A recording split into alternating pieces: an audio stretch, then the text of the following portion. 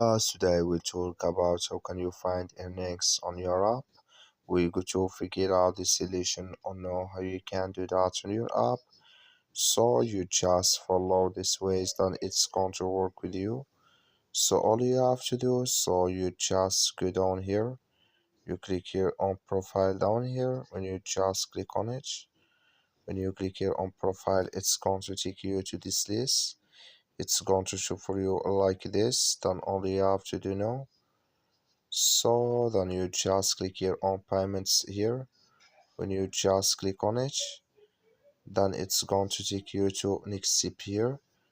When you click here on payment, it's going to take you to this list. Just it's waiting to open with you like this. It's going to show for you like this. You will find here earnings pending or pending earnings. Then here you will find earnings unplated here. I have no payment here. I have nothing, but if you have it, you will find it in this list.